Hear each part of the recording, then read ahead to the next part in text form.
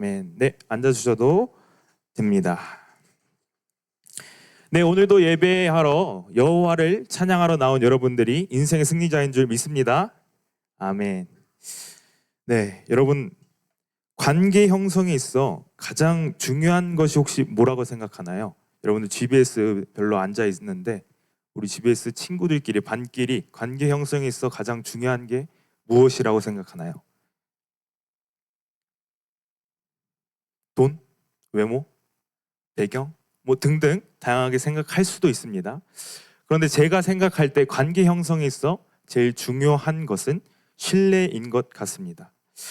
신뢰는 관계를 가능하게 하는 기본 조건이기 때문인 것 같습니다. 신뢰가 곧 믿음이죠.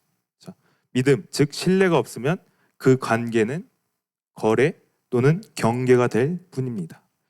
자, 그런 의미에서 여러분들은 저를 신뢰하십니까? 네, 답이 없습니다. 전도사라는 직분을 보고 저를 믿어도 될까 말까 고민하는 친구들도 있을 것 같습니다. 그러나 사람 이윤준이라는 사람을 신뢰할 수 있는지는 여러분들도 잘 모르겠고, 저도 학생인 여러분들 말고 그냥 개개인 한 명 한 명을 신뢰할 수 있는지는 잘 모를 것 같습니다. 왜냐? 우리 사이에 아직 그러한 신뢰 단계가 없기 때문입니다.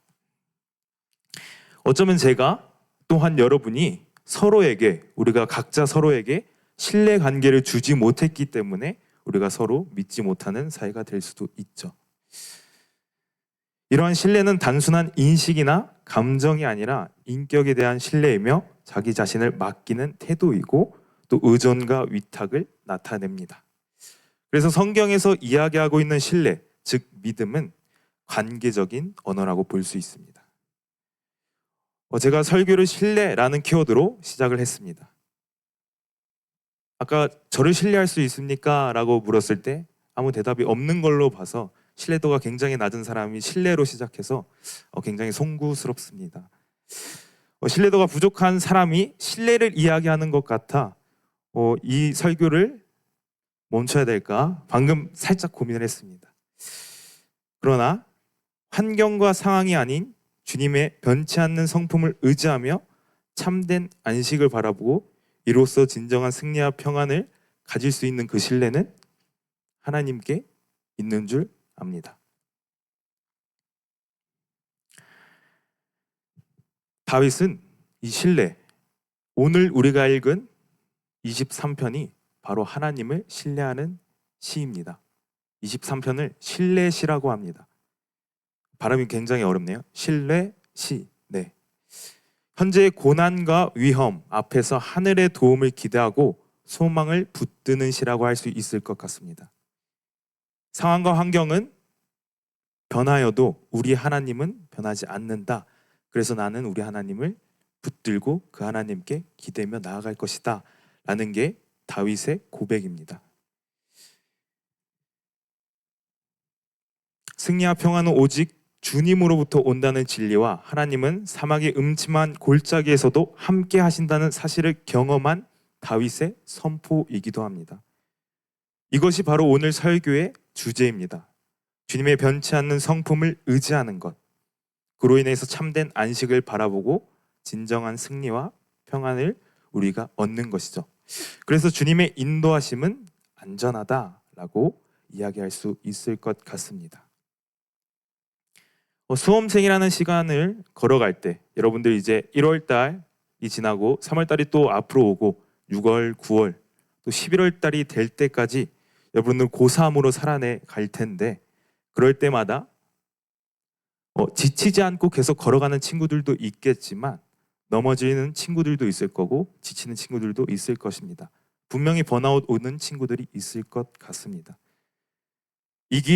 내가 공부하는 이 길이 사망의 음침한 골짜기처럼 느껴질 수 있다는 것이죠. 아직은 모르겠지만 제가 아까 말씀드린 것처럼 정말 산모 보면은 재수해야 되나? 정말 육모 보면 또 구모 보면은 이런 생각이 드는 친구들이 있을 수 있습니다. 저 또한 그런 생각이 들었던 한 사람입니다. 그렇기 때문에 낙담하는 게 굉장히 쉬운 오늘의 고3, 현재를 살아가는 고3이라는 이야기입니다. 그래서 오늘 이 시편 23편이 여러분들의 마음 가운데, 여러분들의 한 해 가운데 정말 하나님을 신뢰할 수 있는 그러한 원동력이 되었으면 좋겠습니다. 다윗은 이 시편을 왕궁에서 작성한 것이 아닙니다. 떵떵거리면서 왕궁에서 차 마시면서 하늘 바라보면서 저기 이제 본인의 그 왕궁을 바라보면서 이제 마을들 바라보면서 오늘 기분이 좋은데 한번 시편 한번 써볼까? 이런 게 아니라 사울에게 쫓길 때 또는 자신의 아들 압살롬에게 쫓길 때 본인이 작성한 시입니다. 여러분들 혹시 쫓겨보신 적 있으십니까? 목숨을 걸고 도망치신 적 있습니까? 아마 없을 것입니다. 있으면 있는 중에도 이 자리에 나왔다면 정말 박수 쳐드리고 싶습니다.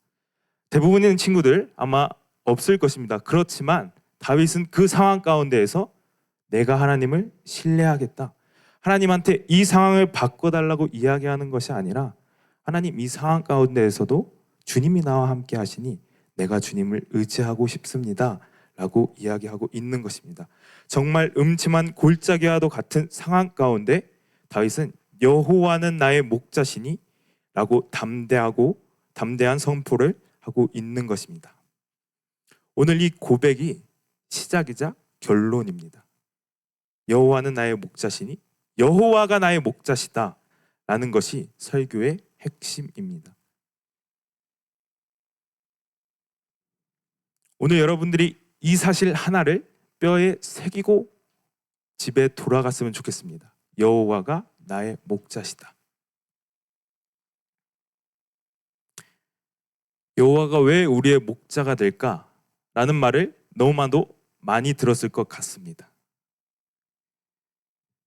우리 친구들이 주일학교를 나오면서 이 시편 23편의 말씀을 가지고 굉장히 100번, 1000번, 1000번 굉장히 수도 없이 이 시편 말씀이 어떠한 내용인지 굉장히 많이 들었을 것 같은데, 오늘 한번 다양한 입장에서, 다양한 관점에서 이 말씀을 한번 살펴보면 좋을 것 같습니다. 여러분들은 하나님을 만약에 모르는 사람에게, 태신자에게, 만약 새 친구 초청잔치가 있다면 새 친구에게 하나님을 표현하겠다면 어떻게 표현하겠습니까? 한번 생각해 보십시오. 제가 한번 콕 집어서 물어볼 겁니다. 한번 생각해 보세요. 긴장감이 조금 돕니다. 네. 아무도 저랑 눈을 마주치지 않는 관계로 하나님을 생각하면 떠오르는 게 목자가 될 수도 있고, 창조주, 위대하신 분, 만왕의 왕 등등 굉장히 다양한 생각이 납니다. 그 생각이 근저 가운데에는 우리가 경험한 하나님이 있을 수 있겠죠. 내가 경험한 하나님은 이러한 분이기 때문에 내가 말할 수 있는 하나님은 딱 여기까지라고 이야기할 수 있을 것 같습니다. 그렇다면 다윗은 하나님을 어떻게 표현하고 있나요? 우리 본문에 살폈던 것처럼 목자라고 표현하고 있습니다. 네, 목자 하면 연상되는 이미지가 혹시 어떠한가요?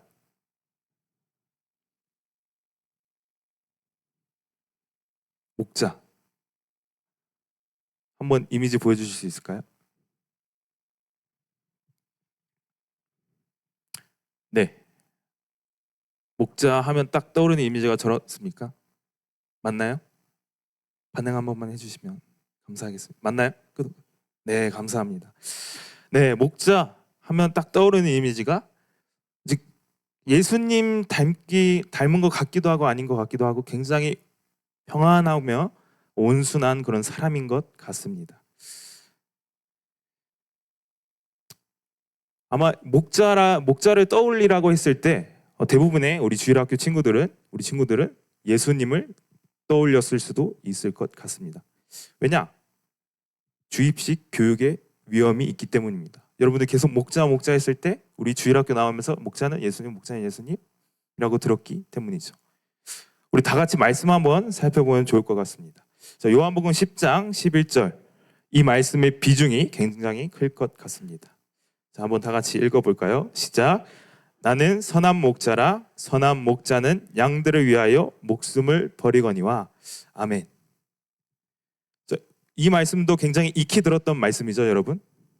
그렇기 때문에 목자 하면 딱 떠오르는 게, 연상되는 게 예수님일 것 같습니다. 자, 다윗은 여호와를, 하나님을 목자라고 표현하고 있고, 예수님은 본인 자기 자신을 목자라고 표현하고 있습니다. 이 두 본문을 읽다가 이스라엘의 최고왕, 비교 불가한 왕, 그리고 기적과 또 메시아라고 이야기하는 예수님이 자신을 왜 목자라고 표현을 했을까라는 궁금증이 들었습니다. 이 대단하고 위대하신 분들께서 왜 하필 목자를 선택하여서 여호와를, 자신을 목자라고 표현했을까요? 그 당시 목자가 대단한 직업이기 때문에 굉장히 다양한 생각을 하게 되었습니다. 여러분은 안 궁금하신가요? 왜 목자라고 표현했는지? 감사합니다. 궁금증이 생깁니다. 왜 목자라고 표현했을까? 이 두 시대의 목자의 지위는 어떻게 되고 얼마나 대단하고 멋지고 인정받은 직업이길래 다윗하고 예수님이 직접 목자를 표현하셨을까? 사용하셨을까? 라는 것입니다. 크고 놀라우시고 광대하시고 영광받기에 합당하신 하나님께서, 예수님께서 나는 선한 목자다 라고 이야기하고 있는 것입니다.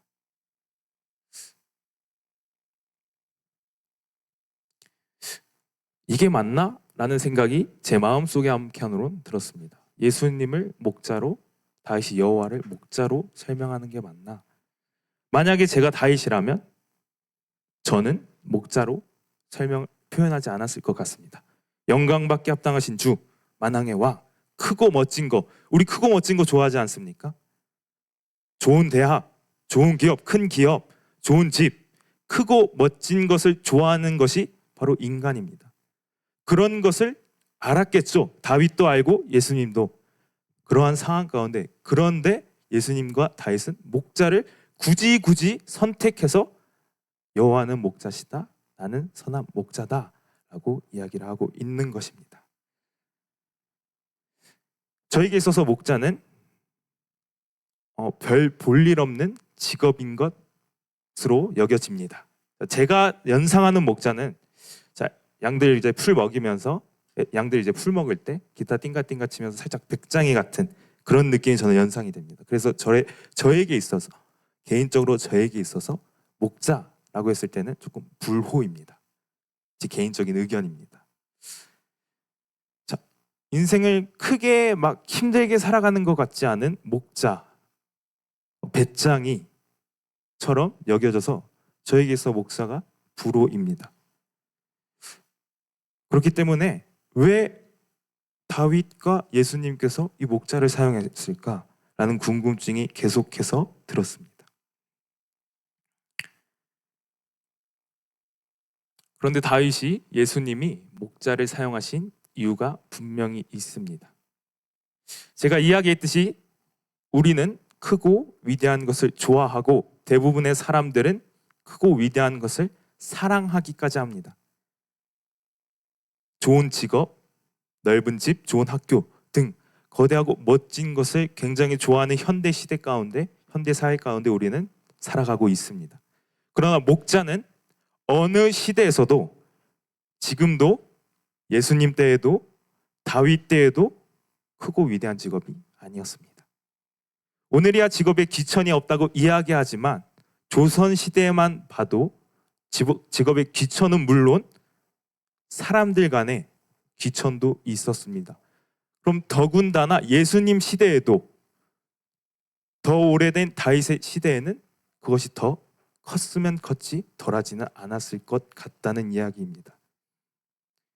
우리는 왕이 되기 전 다윗의 모습을 한번 살펴보면서 목자가 얼마나 그 시대 가운데 인정을 받지 못하였는지 한번 살펴보고자 합니다. 사무엘상 16장 11절 말씀입니다. 사무엘상 16장 11절 우리 다 같이 읽어보도록 하겠습니다. 시작.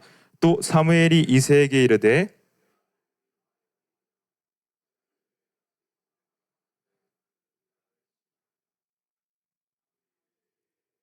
사람을 보내어 그를 데려오라. 그가 여기 오기까지는 우리가 식사 자리에 앉지 아니하겠노라. 아멘.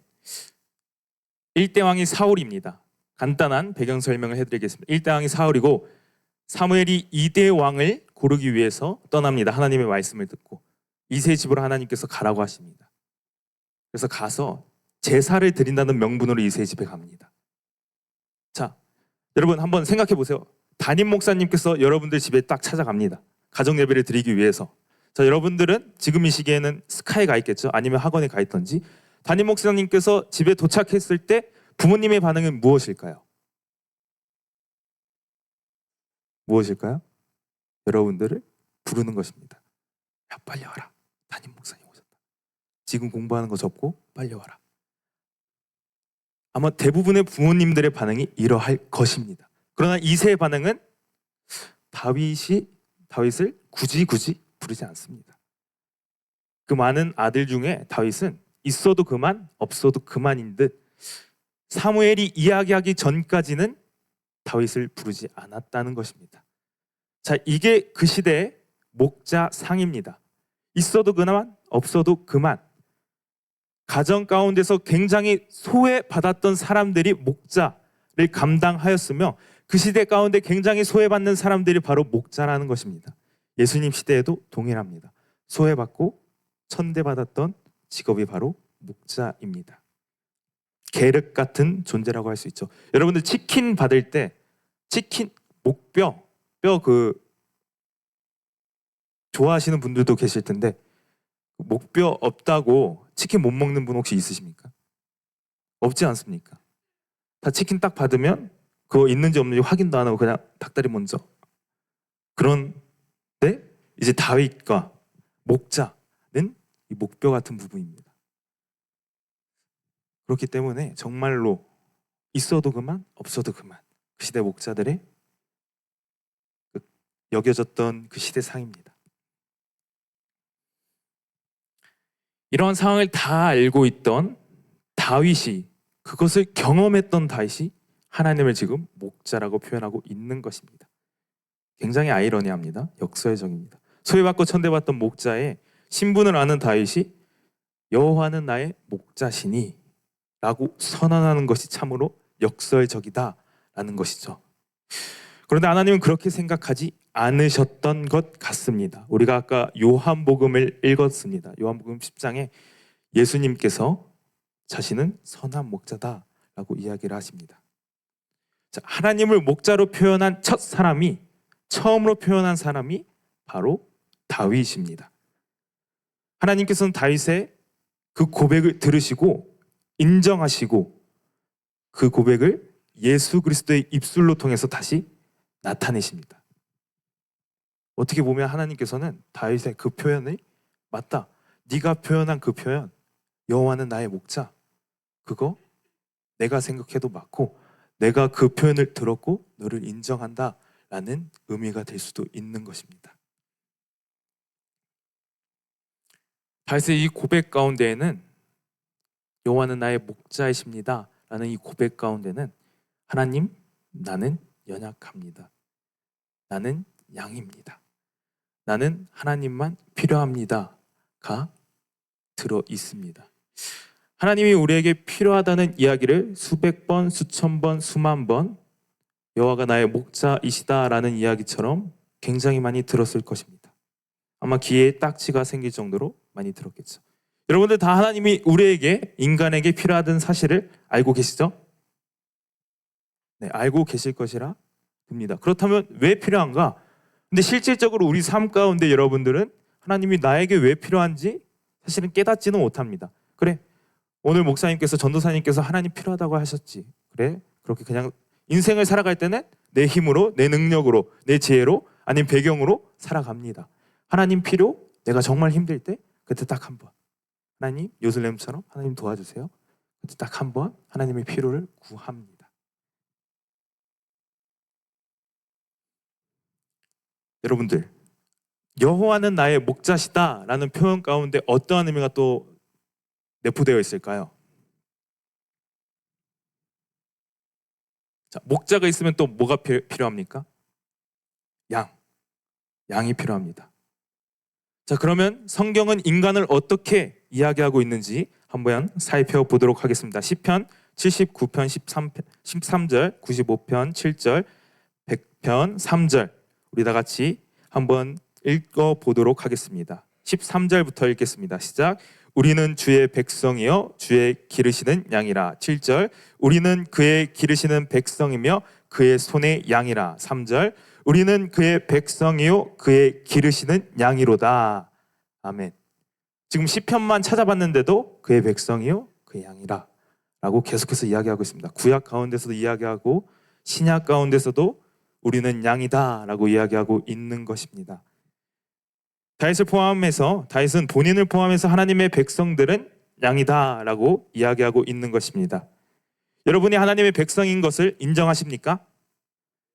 그 인정하신다면 하나님의 백성에서 끝나는 것이 아니라 우리는 양이다 라는 사실을 인정하는 것까지 나아가야 됩니다.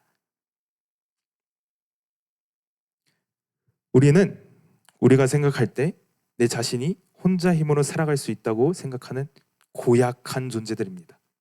하나님 없어도 목자 없어도 살아갈 수 있는 존재라고 생각하는 것이 바로 저와 여러분입니다.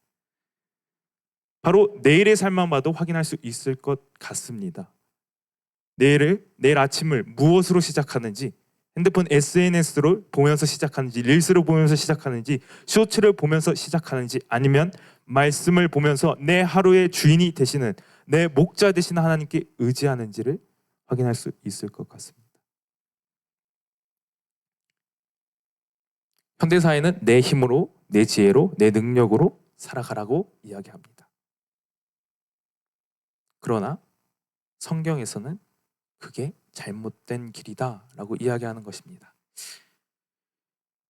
양은 약점이 있습니다.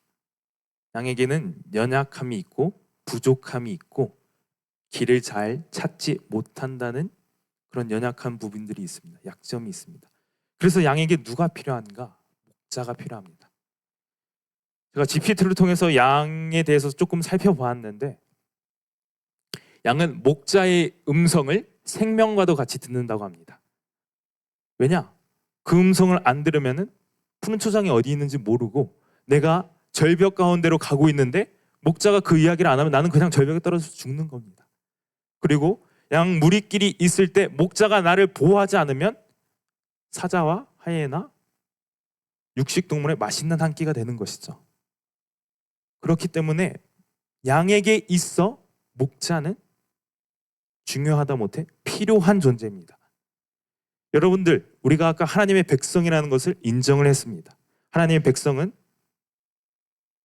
양이다 라는 사실을 성경에서 이야기하고 있는 것입니다. 있습니다. 이것을 인정한다면 우리에게도 하나님이 목자가 필요하다는 사실을 인정하는 것까지 나아가야 되는 것입니다.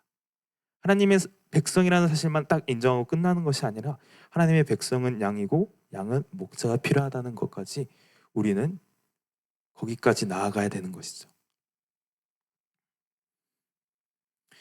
한번 생각해 보시기 바랍니다. 목자의 입장에서 양이 절벽으로 가고 있는데 그 길이 맞대요. 사실 우리의 모습입니다. 저의 모습이고 여러분들의 모습입니다. 내 계획대로, 내 의지대로 나는 왼쪽으로 가는데 목자는, 우리 예수님은 왼쪽이 길이 아니라는데 나는 이 길이 맞대. 여기 내 눈앞에는 초장이 보인대. 근데 예수님이 보시기에는 저 뒤에는 음침한 골짜기가 보이고 오른쪽에는 정말 진정한 초장이 보이는 것이죠. 그래서 예수님께서 계속해서 말씀하시는 겁니다. 그 생명과도 같은 말씀, 이 성경, 여러분들이 의지하고 계십니까? 여러분 날마다 그 말씀을 보고 계십니까?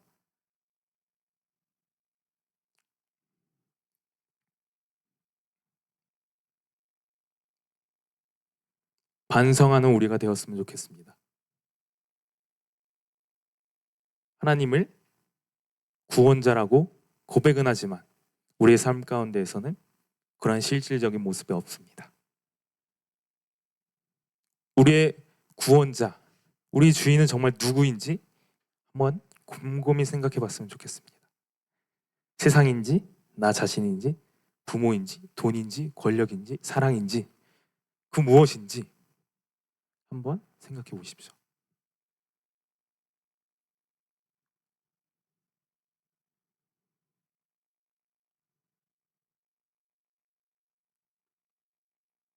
다양할 것입니다. 우리의 주인의 삶은 그 모든 것들은 각자 개인에게 있어 다양할 것입니다. 그래서 하나님께서는 한 가지 방법을 우리에게 보여주십니다. 목자가 양들을 살리기 위해서 최후의 방법을 사용하십니다. 자신에게 하나밖에 없는 그 아들을 양들을 설득하기 위해서, 양들을 살리기 위해서 이 땅에 내려오셔서, 야, 너희들 그 길 가면 죽는다, 이 길이 맞다 라고 직접 찾아오셔서 말씀하고 계십니다. 그분이 바로 예수 그리스도입니다. 여러분들, 하나님의 이 설득, 자신의 하나밖에 없는 목자 아들, 그 아들의 목숨을 버리게 하시는 그 하나님의 설득, 여러분들 이 정도면 사실 우리가 넘어가 줘야 됩니다. 목숨을 바치면서 우리를 설득하는 사람 한번 만나보신 적 있습니까? 야, 이 집 꼭 사야 돼, 이 강의 꼭 들어야 돼, 이 차 꼭 사야 돼, 이 학원 꼭 가봐야 돼를 목숨을 바치면서 하는 친구들이 있나요? 없습니다. 목숨을 바치면서 하는 설득은 이 세상에 존재하지 않습니다. 단 한 분, 우리 하나님께서 누구를 살리기 위해, 여러분을 살리기 위해, 저를 살리기 위해 이 땅에 오신 것입니다. 한번 설득이 돼봅시다. 우리 설득된 다음에 안 되면은, 여러분들 아직 젊잖아요. 아직 19살이니까 하나님께 설득이 된 후에 정말 이 사람이 이 신이 내 목자가 아니다 라고 생각을 하면 다른 분 한번 찾아가십시오. 한번 설득이 돼보기를 원합니다. 정말로 하나님이 나의 목자다라는 것을, 하나님이 자신의 아들을 죽이기까지 우리를 설득하시는데 한 번쯤은 하나님께 속아 넘어가는 우리가 되기를 원한다는 것입니다. 제가 시편 23편 1절이 곧 결론이라고 이야기했습니다. 그럼 2절에서부터 6절 말씀은 무엇이냐? 이 말씀은 제가 설명해 드려야 되는 것도 있겠지만 이 말씀은 여러분들이 직접 경험하셔야 됩니다. 고3이라는 이 시기 가운데 경험하기를 축복합니다. 정말로 올해가 끝날 때 여러분들의 입술의 고백 가운데 여호와는 나의 목자시다, 내게 부족함이 없으리로다 라는 고백이 있었으면 좋겠습니다. 저에겐 이것이 소박한 꿈입니다. 아니면 어쩌면 원대한 꿈이 될 수도 있을 것 같습니다. 여러분들 꼭 기억하시기 바랍니다. 하나님은 여러분들의 개인의 목자 되신다라는 사실을 기억하시기 바랍니다. 한 가지 이야기하고 오늘 설교를 마무리하려고 합니다. 사냥개는 목표물을 잡기 전까지 계속해서 추격을 한다고 합니다. 혹시 사냥개에게 추격 당해보신 분 있으신가요? 저도 없습니다. 그런데 강아지에게 쫓긴 적은 한 번 있습니다. 초등학생 때, 어렸을 때 이제 공원 같은 데를 갔어요. 공원 같은 데를 갔는데 갑자기 이제 말티즈 조그만 강아지가 이제 더 무서운 법인 것처럼 갑자기 저를 보고 막 뛰어옵니다. 그냥 강아지를 보고 이렇게 딱 서 있어야 됐는데 저도 무서워서 같이 도망갑니다. 자, 경찰과 도둑이 시작이 됩니다. 자, 강아지가 경찰이고 제가 도둑입니다. 한 3분가량 도망을 친 것 같습니다. 정말로 굉장히 다양한 생각들과 이 갈급함, 이 간절함, 나는 꼭 살아야겠다, 물리지 않아야겠다라는 간절함이 있었습니다. 여러분, 다윗은 정말 목숨을 다해서 도망갔습니다. 저는 개에게 쫓겼는데 이러한 감정을 느꼈다면 다윗은 어땠을까요? 사울이 창 들고 쫓아오고 자신의 아들 압살롬이 칼 들고 나 죽이려고 쫓아오는데 얼마나 긴장감이 섰을까요? 그러한 상황 가운데 울음이 더 이상 나오지 않는 그 상황 가운데 다윗은 하나님께 이야기했겠죠. 살려달라고, 우리와도 같이 하나님 이 상황을 변화시켜달라고, 내가 이 상황을 못 견디겠다고. 근데 다윗의 그 끝의 기도의 고백은 오늘 우리가 살펴본 1절 말씀입니다. 여호와는 나의 목자시니 내게 부족함이 없으리로다. 또한 다윗은 6절의 말씀을 통해 이렇게 이야기합니다. 내 평생의 선하심과 인자하심이 나를 따르리다. 가당키 나한가요? 하나님께서 어떻게 보면 다윗을 그냥 음침한 골짜기 내버려 두셨던 것입니다. 목숨을 다하여 도망갈 때까지. 그러한 다윗의 입술의 고백 가운데 내 평생의 선하심과 인자심이 나를 반드시 따른다 라고 이야기하고 있는 것입니다. 여러분들 기억하시기 바랍니다. 여러분들이 낙담하고 실패했다고 생각할 때 하나님의 선하심과 인자심은 여러분들을 반드시 따르고 있습니다. 우리 하나님의 은혜는 추격하는 은혜입니다. 여러분, 나에게 은혜가 필요하다고, 나에게 은혜를 달라고 하나님께 기도한다면 하나님께서 그 은혜를 맛볼 때까지 여러분들을 추격하십니다. 그 은혜를 부어주고야 말겠다는 하나님의 그 설득, 목숨을 바쳐서 자신의 아들을 죽이기까지 하는 하나님의 설득, 그 하나님의 추격, 여러분들 감당할 자가 없습니다. 다 그 하나님의 설득에, 그 하나님의 추격에 항복하시기를 소망합니다. 여러분들의 평생에 하나님의 선하심과 인자심이 여러분을 따르고 있다는 사실을 기억하시기 바라며, 그래서 정말 다윗과 같이 고백하는 여러분이 되기 원합니다. 전 더 나아가서 여러분들이 다윗보다 더 뛰어났으면 좋겠어요. 하나님이 굉장히 사랑하신 한 사람이 다윗입니다. 내가 그를 통해 나의 왕국을, 메시아를 보내겠다. 하나님이 여러분들 통해 이 땅 가운데 하나님의 나라가 임할 수 있기를, 여러분들의 세상, 삶 가운데, 가정 가운데 여러분들을 통해 하나님의 나라가, 하나님의 임재가 있었으면 좋겠습니다. 나의 목자는 선하시다라는 고백을 우리 다 같이 하며 이 시간 찬양의 자리로 나아갔으면 좋겠습니다. 우리 다 같이 자리에 일어나서 찬양하며 나아갔으면 좋겠습니다.